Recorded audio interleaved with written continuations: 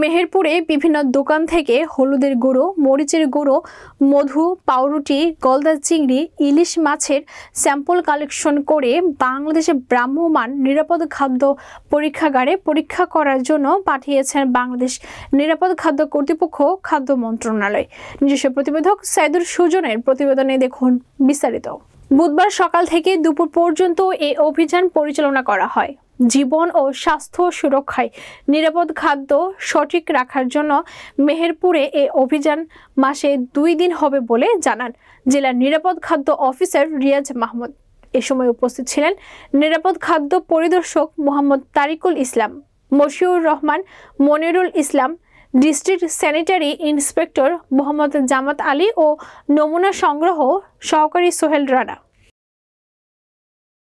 স্বাস্থ্য সুরক্ষায় নিরাপদ খাদ্য এই স্লোগান নিয়ে বাংলাদেশ নিরাপদ খাদ্য কর্তৃপক্ষ দেশব্যাপী নিরলস পরিশ্রম করে যাচ্ছে দেশের জনগণের নিরাপদ খাদ্য নিশ্চিত করার জন্য। তারই পরিপ্রেক্ষিতে আমাদের প্রত্যেকটা বিভাগে একটা করে ভ্রাম্যমাণ নিরাপদ খাদ্য পরীক্ষাগার দেওয়া হয়েছে। আমাদের খুলনা বিভাগের ভ্রাম্যমাণ নিরাপদ খাদ্য পরীক্ষাগার প্রথমবারের মতো আজ মেহেরপুরে আসলো। আমরা সকালেই মেহেরপুরের হোটেল বাজার এবং বড় বাজার থেকে মোট 14টি খাদ্যপণ্যের নমুনা নিই। নমুনাগুলোর ভিতরে ছিল পাউরুটি, মধু, ঘি, ইলিশ মাছ, চিংড়ি মাছ। আমরা মাছের ফরমালিন টেস্ট করেছি, হলুদের এবং মরিচের গুঁড়ায়। হলুদের গুঁড়াতে ম্যাটারনাল ইয়েলো টেস্ট করা হয়েছে, মরিচের গুঁড়াতে কালার মেশানো হয়েছে কিনা সেটা দেখা হয়েছে। তো আমরা যে 14টি নমুনা পরীক্ষা করেছি তার ভিতরে শুধুমাত্র মধুর নমুনায় আমরা আর্টিফিশিয়াল সুগারের, ইনভার্ট সুগারের উপস্থিতি পেয়েছি। বাদ বাকি সব নমুনাগুলোই স্বাভাবিক যে মাত্রা সেই মাত্রা অনুযায়ী ছিল। এবং আমরা যে মধুতে ভেজাল পেলাম এই ভেজালটা আমরা এই মধুটা নিয়ম অনুযায়ী আমরা ধ্বংস করে দিব।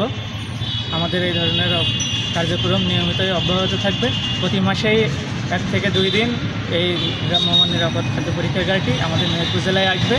আমরা এই ল্যাব নিয়ে পুরো মেহেরপুর জেলার প্রত্যেকটা অঞ্চলে চলে যাব এবং মেহেরপুর জেলার মানুষের নিরাপদ খাদ্য নিশ্চিতে আমাদের এই ভ্রাম্যমাণ খাদ্য পরীক্ষাগারটি নিরলসভাবে কাজ করে যাবে।